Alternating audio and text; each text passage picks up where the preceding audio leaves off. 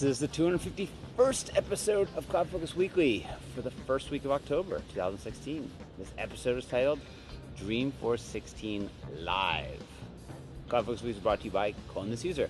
Duplicates you'll love.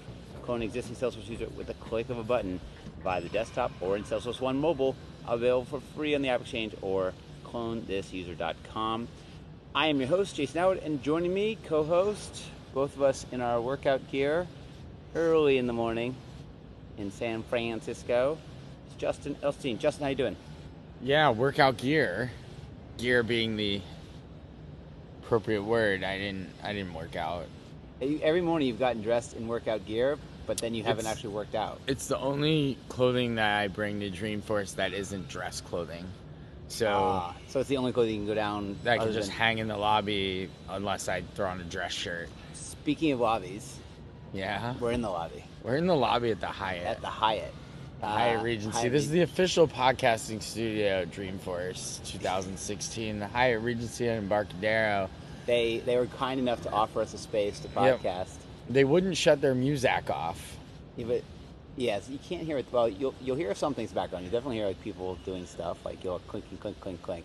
Because if you've been to the Hyatt Regency in San Francisco, actually all Hyatts kind of have this feature is they like to do like a huge interior courtyard. And this one has space. A massive interior courtyard with this fountain and there's a lobby and a bar. But anyway, that's where we are this morning. It is day 3 of Dreamforce. Officially day 3. Day 3. We coming down the stretch. Yeah. So we're basically just going to not wrap up, but talk about the stuff we've seen so far. There's more to see today. And talk about some Dreamforce stuff because we're here. Yeah. And you're still trying to find some sort of. I'm trying to find like a live, like someone who was live blogging the keynote from yesterday. Oh, okay. Just so that I get all my talking points in order. Because it's hard to follow one. I'm gonna try not to go too negative on it. And my voice is still rather intact for Dreamforce, actually, so I'm pretty happy about that.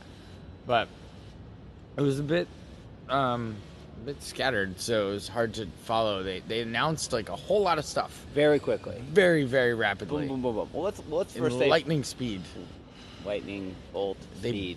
Usain bolted it. Let's talk some first things first. So again, Dreamforce, always an ever-changing beast. It's the biggest and the best ever. It's something like 175,000 registered attendees. This year they decided to kick off sort of it's a Tuesday, Wednesday, Thursday, Friday, which, for us Dreamforce people, that means that generally they kick off the whole thing with Mark, usually on the first day, but in recent history they've been changing that and breaking out his keynote to the second day and then doing lots and lots of product keynotes, of which there are tons today. So to me, Dreamforce, I think you feel the same way because we talk about this constantly, Dreamforce doesn't really feel like it starts until the keynote. So like it's weird to start it kind of on the halfway through. But let's talk about first of all before we get to the keynote, because it was just yesterday.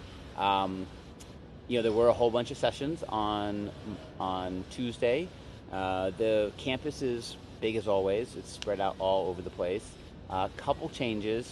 The first floor of Moscone West is now the admin meadow, or I guess it's bigger than the meadow. Yeah, it's got everything. It's got everything, actually. And I will say, I walked through it on the first day, and I thought, I like this. I really love, for all the stuff that might be good or bad, or the stuff that I really enjoyed, I love their branding this year. I love the forest, and they've really gone all in. I said to you during the keynote yesterday, when they find something they like, right? So they've, with Trailhead, which is a percentage of people who use Trailhead who are customers of Salesforce is probably minuscule, but for some reason, the Trailhead branding has kind of taken over Salesforce branding. It's bigger than Salesforce branding because everything is about the bear, as we'll talk about in the keynote. Everything's about the little ranger dude, and even, then the whole place is done up in forest theme. So everything has trees, and Nice. in the meadow there's It's like very comforting. There are monks. yeah, there's monks. There's monks. Well, there were monks in the keynote. But I really like the meadow this year. There's a meditation section. Couple sessions too about meditation. No, there's like an entire area in Moscone South for meditation. Oh, this podcast today brought to you by Phil's Coffee. Phil's with a Z coffee. First of all, some of the best coffee I've ever had in my life. Now, there's definitely people who live in San Francisco or on the West Coast that are making fun of you right now. Why? Well, while it might be the best coffee you've ever had in your life, they're like, yeah, that Phil's. What terrible. a joke. Oh, okay. I don't know. It's all like hand grind right before. I mean, it's pretty fresh. Not, as you said, not a very scalable solution. No, but it's anyway. one cup at a time, and there's only two people So grinding. They're grinding. So back to Dreamforce. Oh, yeah. So we arrived Monday night, right? We did. We've been On an airplane. On my birthday. Yes, on your birthday. Happy belated. Thanks. How old are you now? A lot less, a lot me? younger than you. Yeah, this is the small time of the year that our gap is only 9 years. Yes. Yeah. So, and then Tuesday, really, I mean, a bunch of different sessions. Did you go to anything fun or see anything fun on Tuesday? I gotta be honest, Tuesday I visited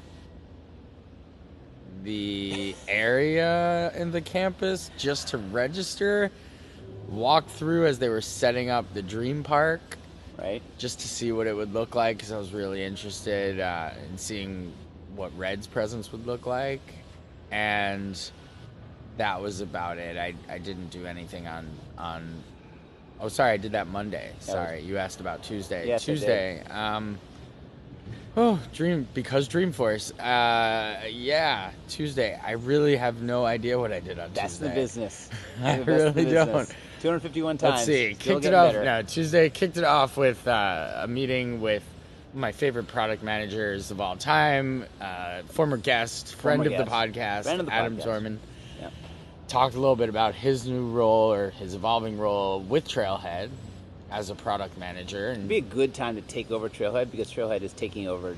and he's a Salesforce. good product manager, so Very good. we know that that'll all go well.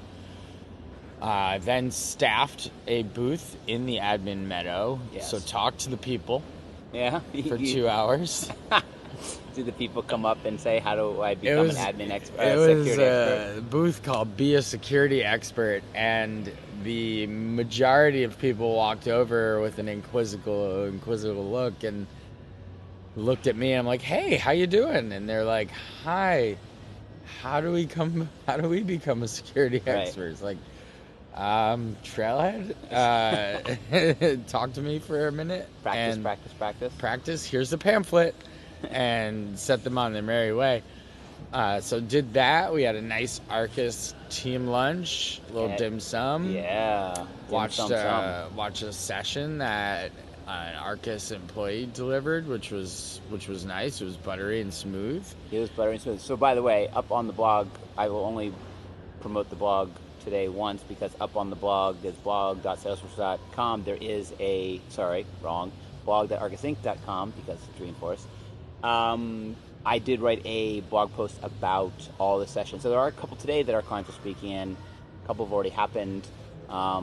And we both did our booth duties, so you can't see us there. Yeah, and we're sorry. podcasting now, so you can't find us now. And you wouldn't want to find us. We're sitting in the lobby at the And Hyatt. one of us so is extremely sweaty. you're We're not gross. going to tell you who. You're terrible. Oh, okay. Let's get a little closer. Yeah, and then I spent the rest of the day Tuesday over in the .org lodge over at the Westin St. Francis. Yep. Set up really nicely. Yep.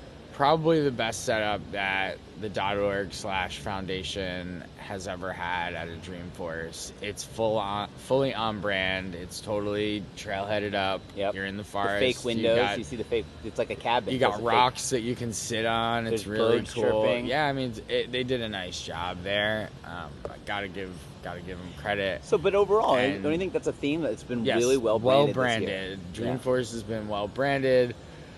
I will say I haven't really attended many substantive sessions, so I don't really know a whole lot about, and I haven't gotten a good feeling for what's really going on inside of that huge, like, trailhead. I don't want to call it the admin meadow because it's not. It's like the developer whatever forest and the mobile this and the IoT that, and then there's the Einstein area up top, and we'll talk about Einstein in a minute. And there's like the lightning range or whatever it's lightning lodge or whatever it's called.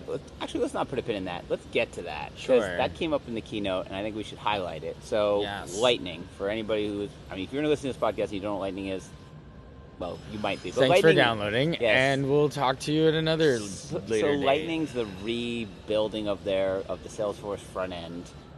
Was released last year at Dreamforce. We've talked about the pros and cons. We talked about how I personally feel it's a bit of a marketing problem because they didn't do it as beta. It was full of bugs. It was not full of features. But, it's one of the things that Salesforce knows that is not being adopted well. I can tell you that. I just know that by even stats for our own clients. So they have this area that you can go, and it's basically like one-on-one sessions with people to help you figure out if you can use Lightning or not. How to get there. How to get there. Because I know our org, if we ran that little "Are you Lightning ready" thing, it's going to say, "No, you are not." It says "No, you're not," and here's the stuff you have to do. Some of which isn't ready. So it's like, okay, I'm not going to do it until that stuff is ready. Again, Winter 17.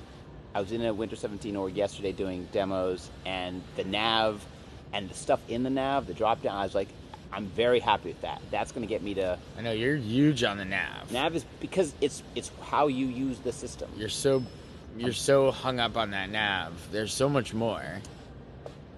That is so interesting. It's so off-putting that I can't get beyond it. Like, so that to me is massive. You went beyond. I've gone beyond it. I'm literally. We beyond went it beyond. So, all right. So you went to a couple sessions. So you went. I know you and I went to a. We went to an App Exchange MVP session. It was an MVP fest, and it was just talking about some App Exchange products to help, get things done. Columbus User was featured. Woo. Krista Guzman, thank you. Yes. We went and supported that. Handed out a pin or two, and swagalicious, and went on our merry way. Well, that was right. And then we went to the keynote. So I was going to flip back. We actually had an event. Yeah, people don't care about our events. Okay. People have events. We had a party. It was awesome. We got married. Thank you. It was hella good. It was hella good. Excellent. All right, so let's talk. Well, no, so yesterday too, or the day before Tuesday. Yeah, so I you're did, lost. No, yesterday I did it. Did the mobile admin booth. So you're off. You're off timeline. Totally. I will tell you. The Giants are in the pennant. It was fun to be at a booth. Like, I like being at a booth. I too enjoy talking to the people. But I was within 55 minutes of answering the same thing and having people just come up. And now, because you did 1 hour. I did 1 hour. I did 2. Well, you're a sucker. How do I become a security expert for 2 hours? Yeah. People coming up ask the harder questions and seeing, well, what does mobile admin mean? And then I just basically have a spiel and I go into, well, here's 2 apps that you can use, blah, blah, blah. But then everybody wants to be scanned because I guess there's the thing you can get if you go to all the booths. You can win stuff and you can get a sweatshirt or whatever. It reminded me of having our own booth, which we gave up years ago, but that people would come up just to listen to you for 5 seconds so they could get some cool piece of swag, like when we had the sheep. So it reminded me of that. People getting up, they'd be staring, and they go, oh, that's cool, and then they kind of hand out their badge, like, please scan me. People want scanned and buttons. People love buttons at Dreamforce. Buttons are like, what's the next button? We need to make the next button. The thing that's the next button? Yeah, like buttons, I think, are just... I mean, I like pins over buttons. I like pins over buttons. There is a distinction, and... Yes, don't say it's a pin if it's a button. Don't say it's a button. Just don't do that. And I feel like we need to figure out the next button. Okay. What's beyond button? Is it an action? What do we do with it? I don't know. It's an action. I did get my pin button. Got my button. My 10-year Dreamforce button, and I'm very happy. It's not as awesome. Humble brag and over. Humble brag. All right. No. So keynote. Well, next year you can humble brag. Keynote. I'll be on 11. There was some cool stuff announced at the keynote. lots of stuff announced at the keynote. So like let's- so many things. Let's start at the beginning. So it was kicked Sure. off with The well, first Hawaiian of all, people. it was I'm in sorry, I don't remember the ambassadors of Dreamforce. it's in the they switched it this year. They switched the campus around. They put the expo in the bigger hall. Yeah. And they put the South. keynote in the larger hall or smaller hall north. And Even though I think they're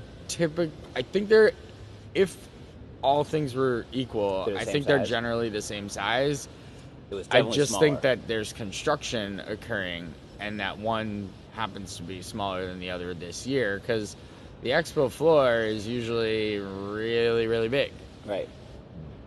Probably bigger than what the size of that keynote room was. There was a much smaller, more intimate keynote room than Right. it has been in years. Right. I mean, it reminded me of going way back, and they still do the thing in the circle now, so it's not just like a stage in the front and then just rows of seats. So it's in the round, and it felt a little more intimate. That will happen when you're sitting sort of right up front, Right. like we do, because we're awesome. And And I'm humble bragging. well, Anyway, I'm move just speaking the truth. on. It's too early And, for tea. yeah, and so it kicks off with the ambassadors. That's great. Then some little talking points about the company, which it Oh, typically you're does. skipping over. I thought the you're skipping over the Will I Am video. Well, that came after, didn't it? No, he did that before Mark came out. Oh, Will I Am came out before. Yeah. Oh, okay. Will I Am did it. He's an impressive fella. For whatever you think about like his like. Because he then came back up with Mark after. Yeah, his he video. came back. Yeah, sorry. So he is an impressive guy. Like the things that he does for his community, other communities, the philanthropic. I feel like he's a protege of Mark, not a tech guy, Right. but believes in it. Right. Believes in tech, believes in STEM, believes in engineering, believes in robotics, believes in getting kids into this field, Right.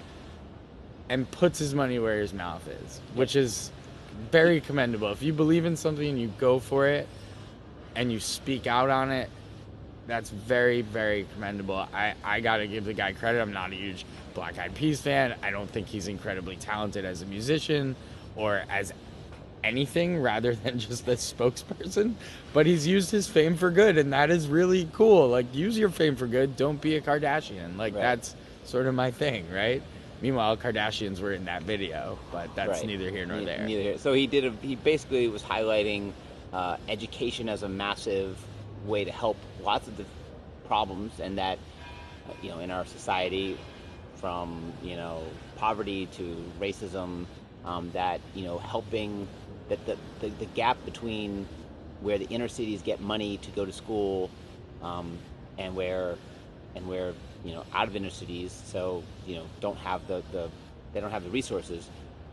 So he personally, I think he started by adopting. I'm sure it's not adopting like legally, but adopting like financially.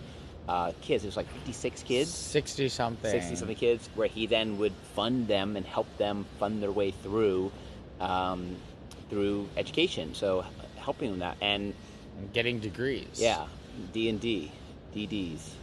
Not Double Ds. D. Not double Ds. Double D's is what you don't want. You do not Degree want in it. death. Degree in debt. Oh, degree in debt. Sorry. Death is inevitable. Death is Debt, inevitable. though. Right. You don't want debt. So very commendable, and he said he's like up to 400. Yeah. And Mark put it out there to challenge people. Hey, go walk into your public school in Right. your community. Go talk to the principal and ask them what you can do to Right. help them. They'll have a list. Yes. He's like, trust me. They have a list. They gave me the list. I have a list. I would say to start. I mean, again, as someone who helped out with the public school for You're years, a PTA guy. that's the best way I think to start. You don't even have to be on the PTA, but I was on the PTA for 4.5 years, and I'll tell you, you don't have to walk to the principal. The principal, I mean, in my school, would have said, go talk to the PTA. PTA is the one generally who raises the funds, who help. And if you have extra time, help the PTA, because the PTA always needs volunteers. So you need to help the school, help the PTA, If there isn't a PTA, well, then help get a PTA started, because those are usually the organizations that fundraise for the school, because the schools they don't really fundraise for themselves, especially public schools. They don't have the bandwidth. Anyway, all right, let's move on. Let's move on to some Salesforce stuff, because we actually don't have all that much time to do a meeting. I do in 15 minutes, which is going to be a workout clothes meeting, apparently. Yeah, that's professional. Very, very professional. They'll be okay with it. They're here to see me, not my clothing. Yes. Well, it's an internal meeting, but okay. Moving on. No one needed to know what it was. Could have been the most important. Oh, you and I are meeting. I'm not meeting with you. Okay, move on. So there were so many announcements. I mean, Einstein, the big one. We'll just come back to Einstein in a minute. So there was one, I think, that kind of went sort of under the radar that I thought was super cool, which was the messaging. Yep. So the consumer app being the UI for the consumer to talk to users of Salesforce. So think bots. So Facebook Messenger, WhatsApp, just Twitter with the DMing, just all of the apps that are out there these days that are consumer messaging apps. Yes. Salesforce building a messenger. So building the ability to tap into those apps as just front ends, right, to talk directly to users inside of Salesforce. A little crazy, right? It's like let's take email and say that's not fast enough, right, and let's move that into WhatsApp, right, or Facebook Messenger or whatever. There's all these messengers out there. It's coming. Oh yeah. I mean, the death of email is probably never going to happen. Like, faxes are still being faxed, but and your use of iMessage and text, and our use of Slack, and where Slack is going, and WhatsApp. I mean, it's all moving into these other things, and I think it's pretty cool. I didn't see anything about it like for 4 seconds. I haven't read up on it. I don't know nothing about it. It was a blip in the announcements in the keynote, but it caught my eye as something that was like, whoa, that's interesting. What about Commerce Cloud? So, well, that's been big and known for a while. I have no idea where it's at. I mean, again, this messenger thing, I know it's not a real thing right now, right? Like, I can say that with certainty. Like, go try and spin that up right now and see what happens. Commerce Cloud, I'm pretty certain because it was an existing company. It was Demandware. Right. So, like, sure, I'm certain there are plenty of online commerce stores that are being run on Demandware. Well, they showed... How integrated are they into Salesforce? I have no clue. Probably very slightly. I thought that was, again, overall in the keynote, and they do it every time, and I roll my eyes. I love the stuff when they get in. We'll talk about the three companies that they talked about. We'll talk about one a lot, but when they get into those, I feel like they don't highlight the new stuff anymore. It's because there's so much new stuff, and all the stuff goes in these keynotes that are spread out all over. So I feel like a lot of great stuff gets lost. But let's get to the two big things we want to talk about. Demandware, so this will lead us into Einstein. Okay. So Demandware, right? So the ability to spin up an e-commerce website. And I want to talk about Einstein. We will. The ability to spin up an e-commerce site or website, or community, whatever, leading us right into Einstein, where you can, what is an e-commerce site without recommending the next thing to buy? Right. Or based on your previous purchase history, you should probably buy these things too, or maybe you might want to bundle this thing with that thing. That's where the artificial intelligence comes in. That's where over $1 billion in acquisitions over the last year or two, 10 or 11 come companies. in. They have, and when I say they, I'm talking Salesforce, have quadrupled down all in on AI, like all in on deep learning, machine learning, artificial intelligence. How can we take all these sources of data? Right. CRM being a little itty bitty piece. Well, big for them, but yes, in the world, right? IoT being bigger. But even in their thing, it's like Salesforce. But then it's like, grab all your email. Here, shove your emails in there. And your calendar. Shove your calendar events in there. Shove your IoT stuff, if you have it, or your social accounts at least in there. Just give us your data. Right. We'll take it. We'll do the hard stuff. Right. And then you click a few buttons, and all of a sudden it's like, do these things. Right. And by the way, send this email, and here's the email you should actually send. Pre-written for you. Pre-written, templated. But not templated like you had to write the template. Templated like we just came up with what you should be writing. We came to say, and you could change it. I mean, from a editor right in the Lightning experience. I've seen a couple of demos, and the demos that they do that are sort of the ones that make sense make it not seem like it's doing a lot of work. It seems like just, if this, then that statements type of stuff. But I know that, first of all, this is just the beginning of it. And for people in support where it knows how long, right, where it's predetermining tickets or cases based on data it sees, where it knows how long things will take to close, where in sales it's scoring things, telling you the probability of opportunities, telling you what you need to do next based on prior things and win-loss. I mean, I think I will say, I think the limit of what this thing could do in a CRM or a service or marketing cloud is kind of endless. And if it kind of has the direction that you kind of can see, amazing. They could, I know this is going to be bold, but I feel like Salesforce could crush a whole space that is kind of just starting, and they could be at the head of it. Like kind of like where CRM's been around forever, and they came in and they kind of took over CRM. But this is something that you don't hear a lot about people having AI built into your own applications. It's built into their applications. It's built into Amazon. It's built into Apple. It's not built into your app, right? But having them do it and put it out in the API and allowing you to call AI engines inside your own app that you launch on the platform, that's massive. And it is. My brain just kind of explodes with the kind of stuff you could do. Anyway, I thought that was just... It's going to be very interesting when you can start to apply it to very specific business use cases. Yes. So when your you own start custom use cases. That's right. When you start to apply the intelligence and you say, I need to know these things. And if you think about certain industries, like, let's just say banking. Yeah. Please analyze all of my customers' data and tell me what they don't have. Right. I need to know what they don't have and what the best thing for them to actually have next would be.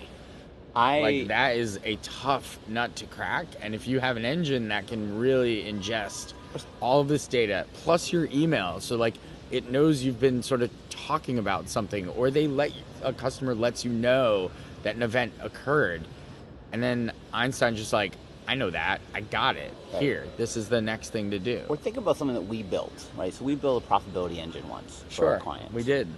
And we did it based on a lot of data and things and tying it up to create this profitability. Well, profitability is what you own, right?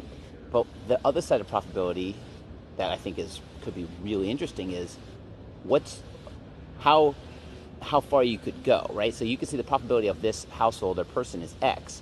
But what you really want to know is, what could this profitability be? What could it be in the future if we put in our effort? So don't focus on these clients, even though they look like they're profitable. Focus on this one because it's not, but it has so much farther to go. We'll have to see what it looks like under the covers, obviously. Yes. There's this, score my leads. Yes. Well, how'd you do that? Magic. And I think that's what they want to leave it. I think that's because it's such a sort of just difficult thing to wrap your head around, because AI, but there's so much stuff going on in the back. I like the way they've kind of simplified it. I'm not excited about the way we don't know exactly how simple it will be eventually, unless it really is just flip some switches and we're going to score these things, and we're going to learn over time, right, based on how well you convert and close, what attributes we should be looking for on leads. And that's the idea of it, right? It should be learning the whole time. Well, it should, but your lead score would, right? It's not just what you have now. It's going to learn and change as time goes on. So, besides a bear in your data center eating your wires, which could happen, part of the demo. Again, they just can't seem. They don't listen to podcasts. Their own way. They can't get out of their own way. They can't make demos that just Alex make sense. Dayon always does the demo that gets me to leave. Alex Day owns the closer for me. He's the one that gets me to walk out. He's the one. Sorry, Alex. They give you the crappy, oaky stuff. I don't know. I know they're trying to dumb this thing down because AI is, again, it's not something that's easy just to talk about and be like, oh, this is how it works. It's complex stuff. So dumbing it down by having, a virtual Einstein show up on the stage and having a bear eat a thing. And that was a little weird for the people in the room. Like, I was watching the stage. Where Einstein wasn't. Einstein was not. Mark's standing there, Parker's standing there, and there's something in the middle. Let's finish up. We can do that.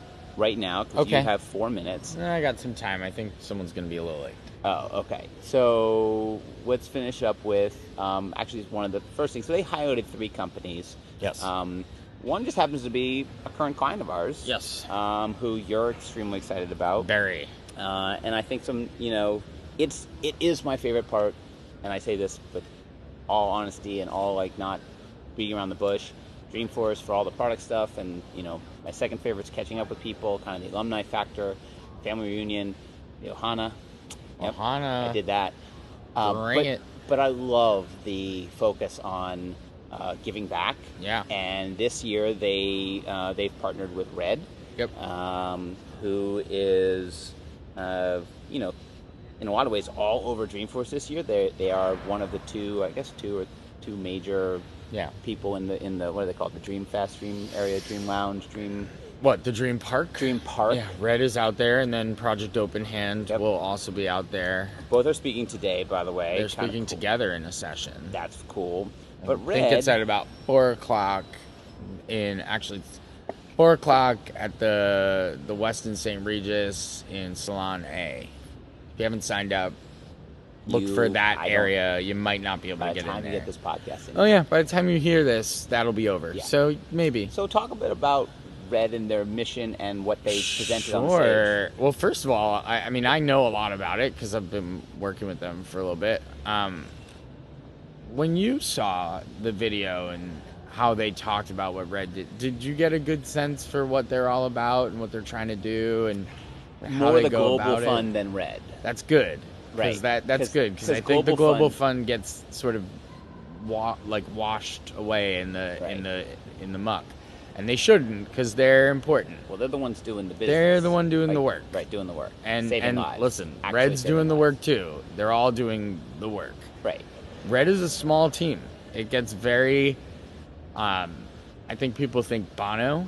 Right. And they're like, and it's a big brand. People know the Red brand, and they think, oh, that's a big nonprofit. Right. No, they're a small team. They run very lean.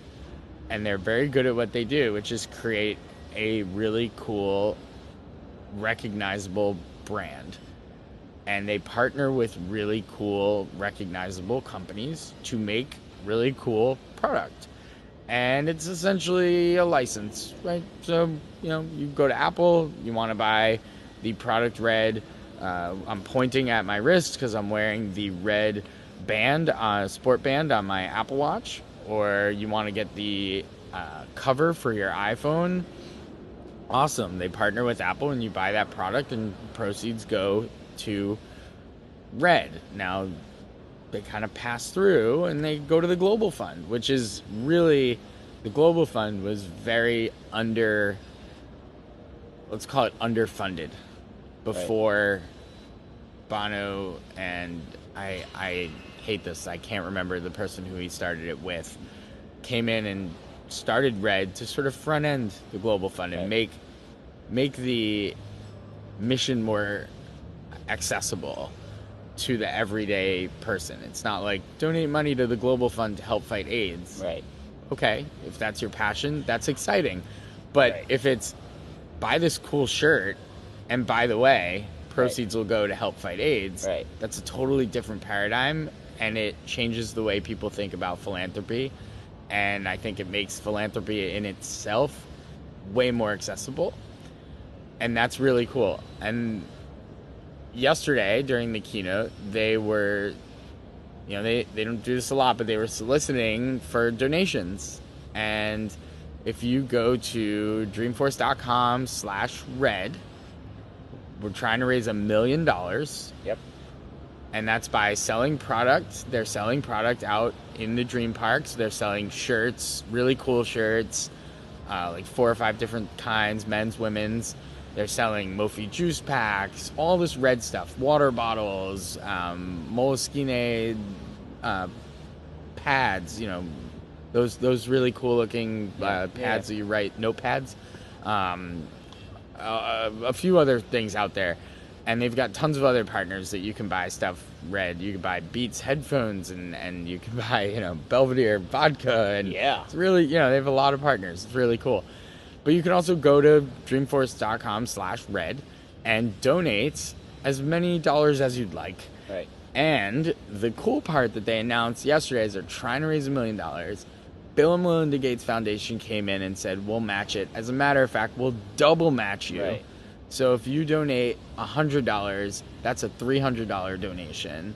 And then Mark and Lynn Benioff said, we'll throw in $1 million. Right. So the goal is now $4 million raised at Dreamforce to help prevent the spread of HIV and AIDS. And you can see it's great because there's no mission creep. It's sub-Saharan Africa trying to solve a specific problem of transmitting AIDS from mother to unborn child. And let's tie this up in a nice bow because it came right back to education.